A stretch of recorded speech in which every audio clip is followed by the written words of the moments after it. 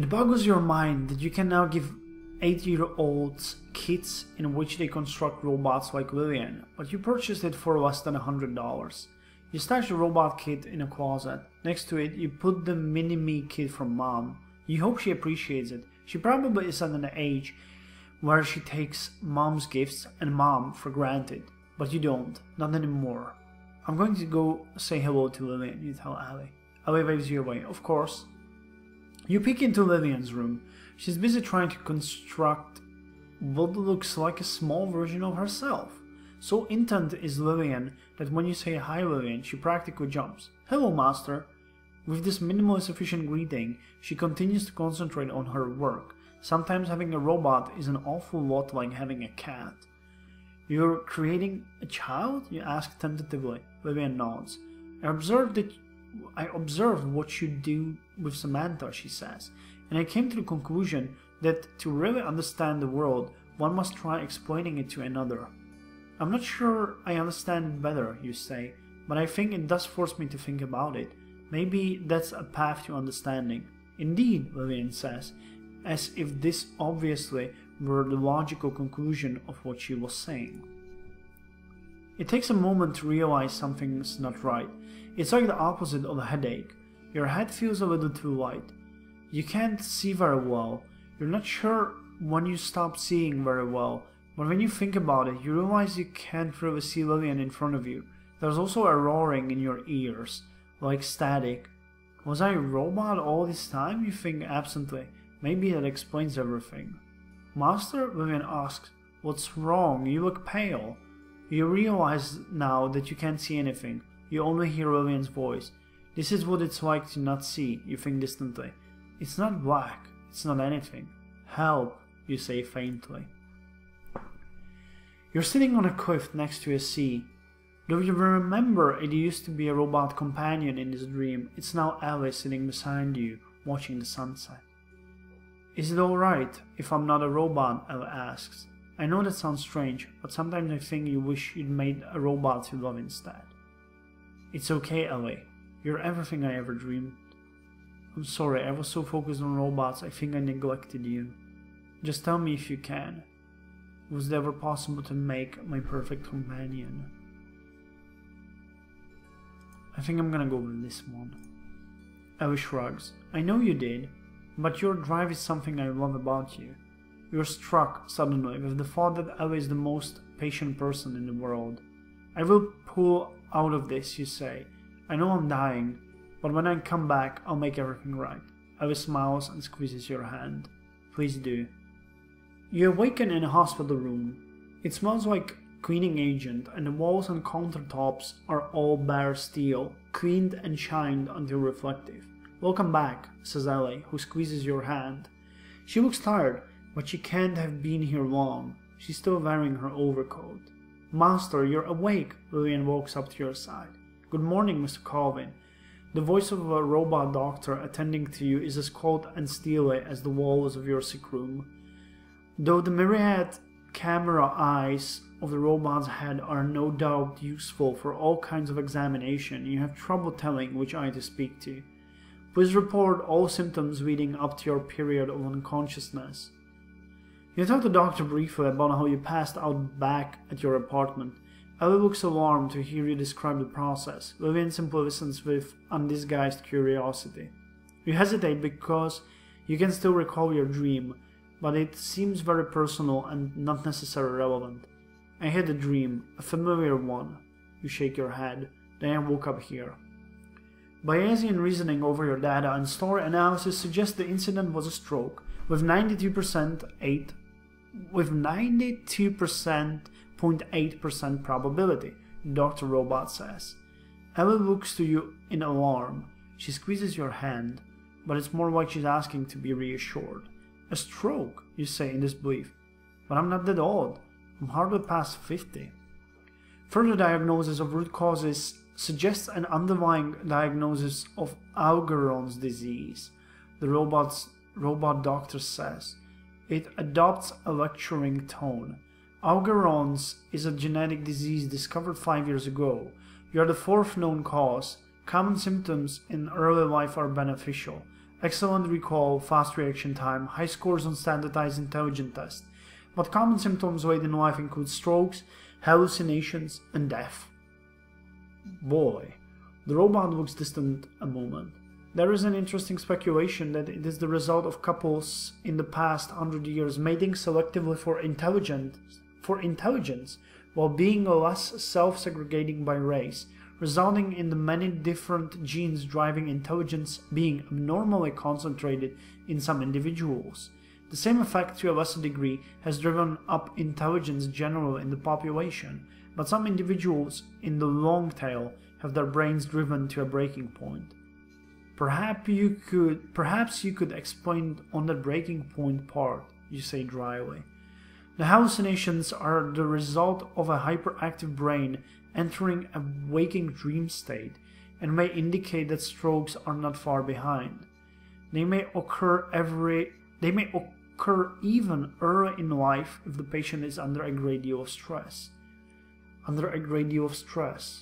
Could your first dream about the robot companion have been one of these episodes? You had stayed up all night, so you had assumed you'd simply passed out from exhaustion. What if it were one of these episodes? But was there anything I could have done? Is there anything I can do now? Counterfactuals about what you could have done are irrelevant at the present moment, Dr. Robot says dismissively.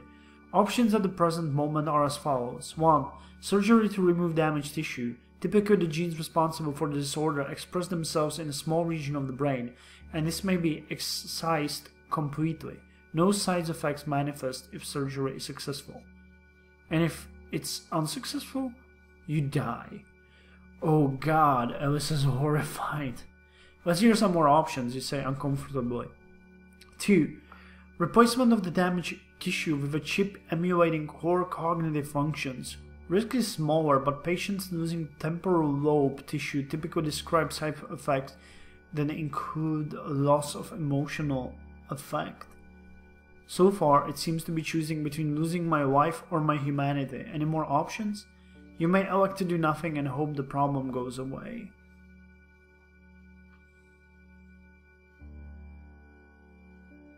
Well, I don't trust our surgical technology and prefer to live my life normal and take what comes. Or I will undergo surgery to remove the damaged tissue. Or I will undergo surgery to replace the part of my brain with a robot core. I will create a robot body and brain for myself. I'm not attached to this squishy meat.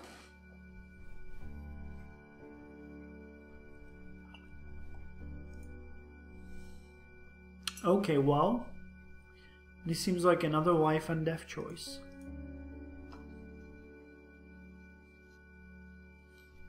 This one is certainly an option. This one is something I would probably prefer. This one, no. I'm not gonna go with this one. I don't want to become a robot. And this one just seems like something... I will undergo surgery to remove the damaged tissue. This might be at the end of the Let's Play. But... I need to fight for my life. On hearing that you will undergo surgery, Alice seems relieved. Really? I would have thought that she would protest.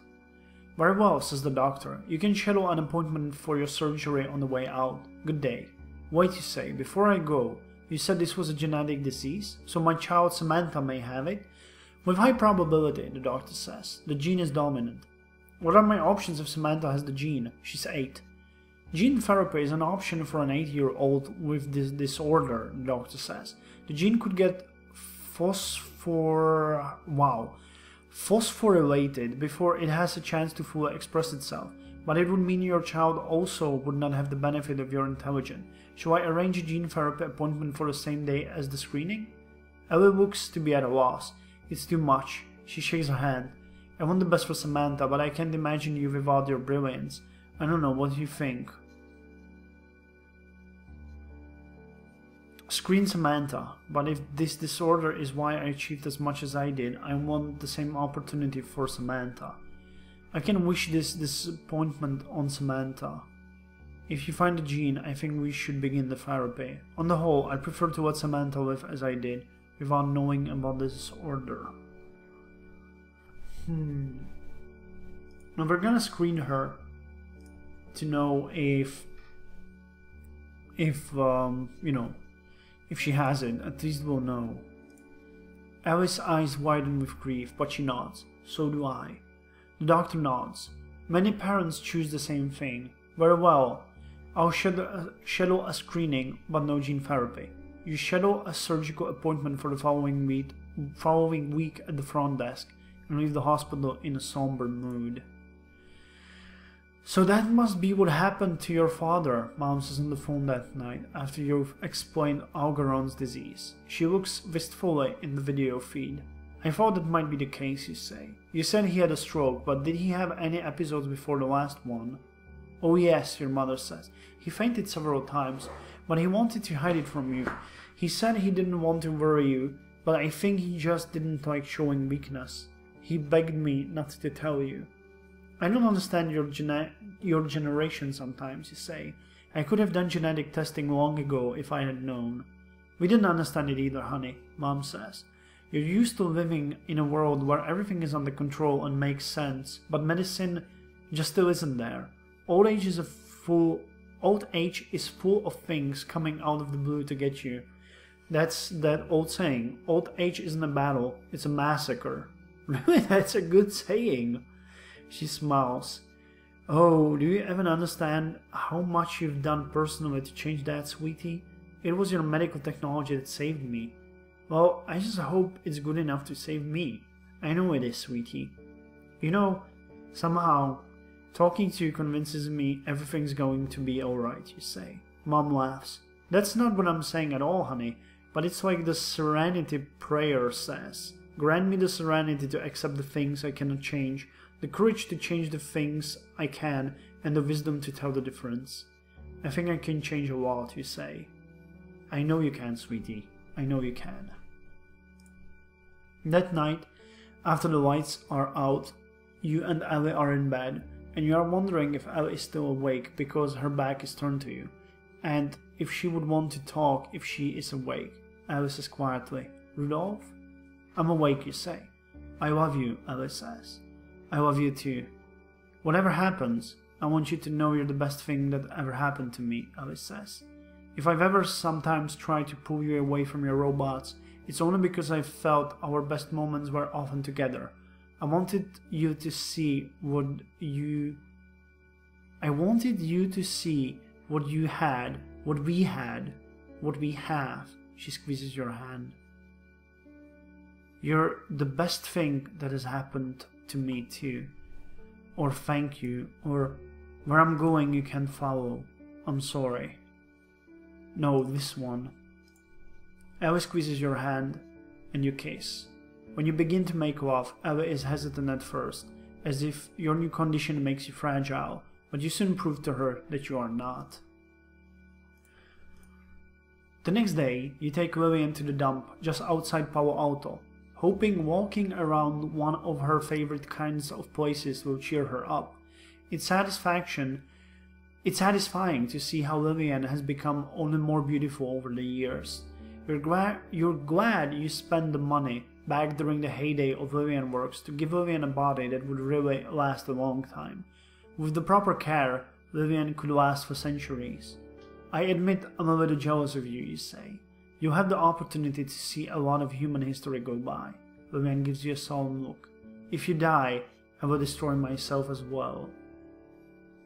No, you need to be alive so that you can tell my story. Nobody else knows it as well as you. Or, no, this is a part of your education too. Remember that everyone you meet must face losing loved ones some days. Or, most humans would love to have the opportunity you have to keep exploring. Take it. I like this one. Fuck this one, you know. My story, whatever. But losing someone is the greatest lesson you can get in life, and it changes you, it really does. Vivian seems to ponder this deeply. The parenthood is never occurred to her. Finally, she lets out a great wail. But that means this world is full of so much sadness, Master. How does it keep functioning? +5 empathy. We adapt, Vivian, you say, and so can you. The sun is setting, so you head home before it gets dark. You recall from your earliest days making chatbots that the easiest part of the conversation for an AI were always the beginning and the end. As in a chess game, there are only so many ways to open. Hello, here, sup. And as in a chess game, once the action is done, there are only so many ways it makes sense to close. We should do this again sometimes, or it's getting late. The pieces are off the board, and some moves will never be made. So too with life. There are only so many ways to say goodbye. A week later, you arrive at the hospital for surgery. Your surgeon, a robot, declines to meet you before the operation. When you finally enter the operating room, the surgeon robot directs you to the chair in the center of the room with a brusque, "Please be seated." "Goodbye," Alice says, and with a kiss, you part ways.